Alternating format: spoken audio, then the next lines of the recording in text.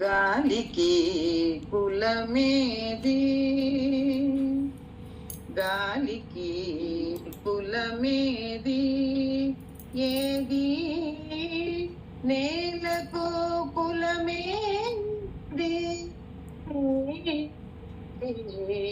గాలికి కులమేది, ఏది నేలకు కులమేది, గాలికి కులమేది, మింటికి మరుగేది, మింటికి మరుగేది, ఏది కాంతికి నెలవేది, గాలికి కులమేది, ఏది నేలకు కులమేది, గాలికి కులమేది, పాలకు ఒకటే పాలకు ఒకటే తెలివన్నో, ఏది ప్రతిభకు కలదా తలభేదం, పాలకు ఒకటే తెలివన్నో, ఏది ప్రతిభకు కలదా తలభేదం, వీరులకెందుకు కులభేదం, వీరులకెందుకు కులభేదం, అది మనసుల చీల్చుడు మతభేదం, వీరులకెందుకు కులభేదం, అది మనసుల చీల్చెడు మతభేదం, గాలికి కులమేది, ఏది నేలకు కులమేది, గాలికి కులమేది, జగమున యశమే జగమున యశమే మిగిలునులే, అది యుగములకైనా చెదరనులే, జగమున యశమే మిగులునులే, అది యుగములకైనా చెదరదులే, దైవం నీలో నిలుచునులే, ధర్మం నీతో నడచునులే, ధర్మం నీతో నడుచునులే, గాలికి కులమేది, ఏది నేలకు కులమేది, గాలికి కులమేది. చూడండి మాస్టర్ ఎంత మంచి విషయాలు చెప్తున్నారు. ఇక్కడ గాలికి కులమేది, నేలకు కులమేది అంటూ మింటికి మరుగేది. అంతే కదా, మింటికి మరుగు కట్టడం మన వల్ల అవుతుంది, అడ్డం కట్టడానికి కానీ లేదా క్లోజ్ చేయడానికి కానీ అవుతుంది. ఆకాశం మింటికి అంటే ఆకాశానికి మరుగేది, కాంతికి నెలవేది.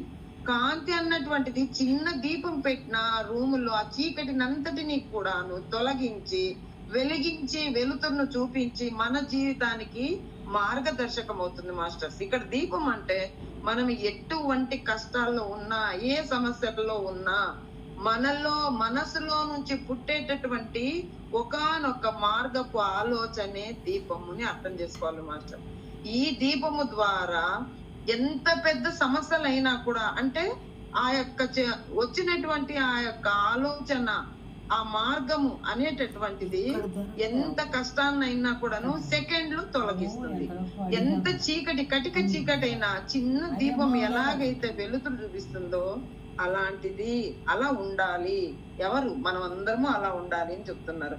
ఇకపోతే పాలకు ఒకటే తొలి వర్ణం. ఏంది పాలంటే ఏమంటున్నాం? వైట్ కలర్ ఒకటే అంటున్నాం మనం. అంతేగాని ప్రతిభకు స్థలం ఏముంది? ఎక్కడికి వెళ్ళినా ఇప్పుడు నువ్వు నేర్చుకున్నటువంటి ఆ యొక్క జ్ఞానము, నువ్వు చూపిస్తున్నటువంటి ప్రేమ, నువ్వు చూపిస్తున్నటువంటి ఆప్యాయత, కరుణ, మీరు ఎక్కడికి వెళ్ళినా మనం ఎక్కడ అడుగు పెట్టినా కూడా నా ప్రేమ కరుణ దయ అనేటటువంటిది మన వెంట ఉంటే మనం చూపిస్తే మనకు కూడా వస్తుంది.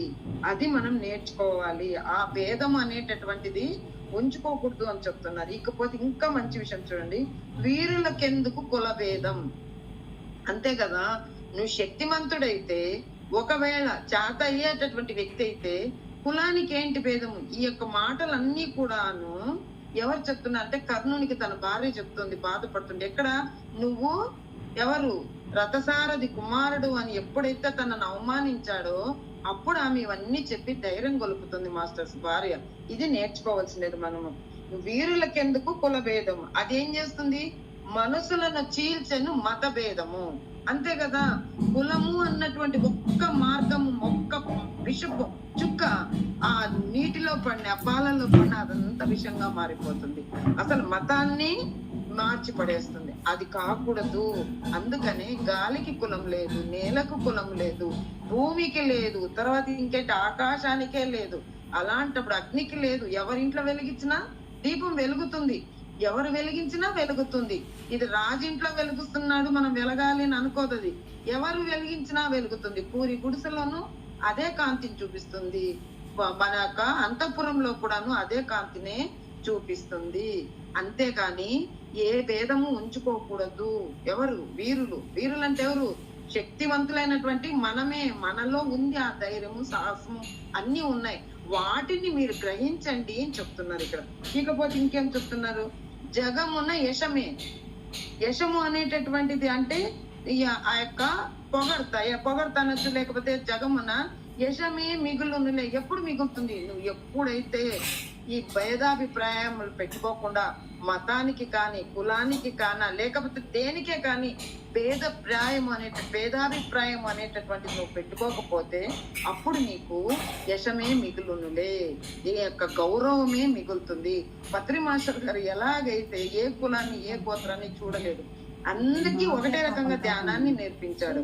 అది అక్కడ. అందువల్లనే ఆయన్ని లక్షల మంది ఆయన గురువుగా పాటిస్తూ ఆయన ఇచ్చిన మార్గంలో అందరూ కూడా ప్రయాణము చేసి వారి వారి జీవితాల్లో వెలుగును నింపుకుంటున్నారు అన్నమాట.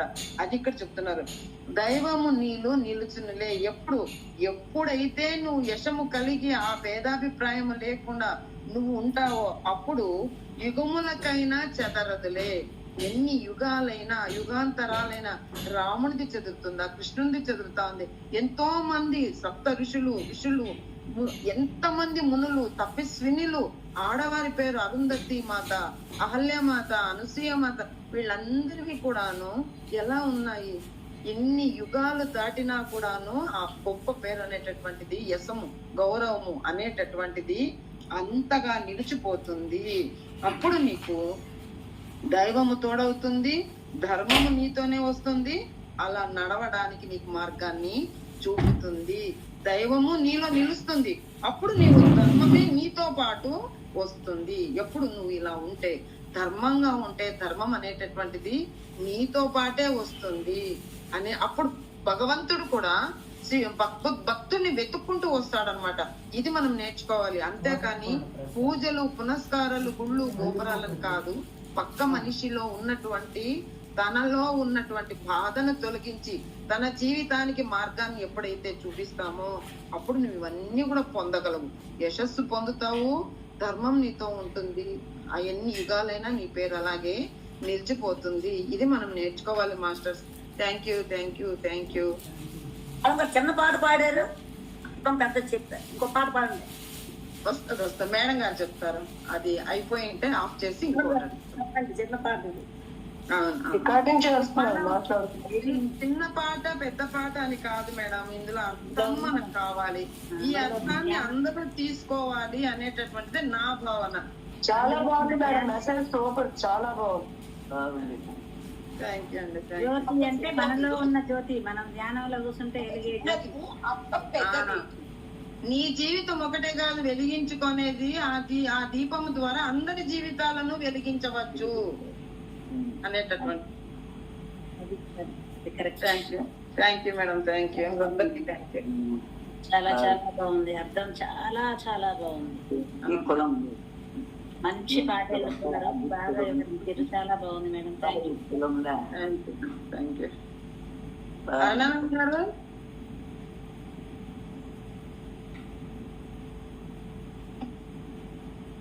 మేడం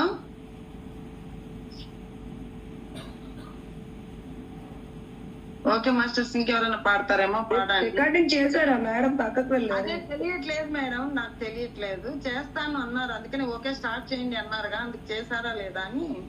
ఒకవేళ ఆఫ్ చేయాల్సి ఉంటే మన మాటలన్నీ పడతాయి కదా. మేడం గారు ఓకే చెప్పట్లేదు. అదే అదే మేడం పక్కకి వెళ్ళినట్లున్నారు. చాలా బాగా చెప్పారు మేడం. మళ్ళీ రికార్డింగ్ అవుతుంది. మళ్ళీ thank you madam, thank you.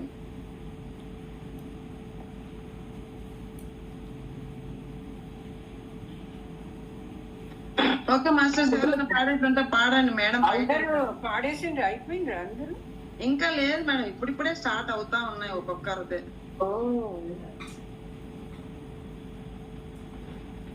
నేను పాడతా మేడం అయితే. పాడండి, మీరు పాడండి మేడం, పాడండి.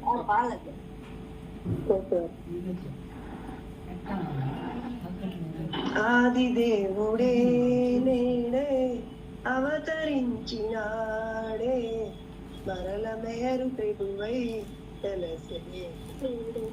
ఆది దేవుడే నేడే అవతరించినాడే, మరల మేరు ప్రభువై తెలిసే.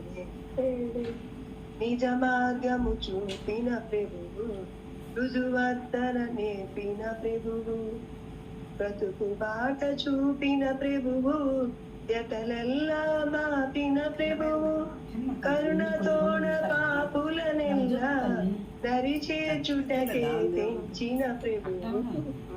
నిజ మార్గము చూపిన ప్రభువు, రుజువర్తన నేర్పిన ప్రభువు, బ్రతుకు బాట చూపిన ప్రభువు, ఎతలెల్లా మాపిన ప్రభువు, కరుణతోడ పాపులనెల్లా దరి చేర్చుటకే పెంచిన ప్రభు. ఆది దేవుడే నేడే అవతరించినాడే, పరల మేరు ప్రభువై తలసే. నవనిహితము గోలిన ప్రభువు, నవ జీవన మొసగిన ప్రభువు, అవసరమై వెలసిన ప్రభువు, అవతారము దాచిన ప్రభువు, ఆత్మ సాక్షిగా నిలిచి మేల్కొల్పుటకై వెలసిన ప్రభువు, నవనీతము గోలిన ప్రభువు, నవ జీవన మొసగిన ప్రభువు, అవసరమై వెలసిన ప్రభువు, అవతారము దాచిన ప్రభువు, ఆత్మ సాక్షిగా నిలిచి మేల్కొల్పుటకై వెలసిన ప్రభువు. ఆది దేవుడే నేడే అవతరించినాడే, మరల మేరు ప్రభువై తెలిసే. ఆది దేవుడే అవతరించినాడే, మరల మేరు ప్రభువై తెలిసే. అవతార్ మెహర్ బాబా.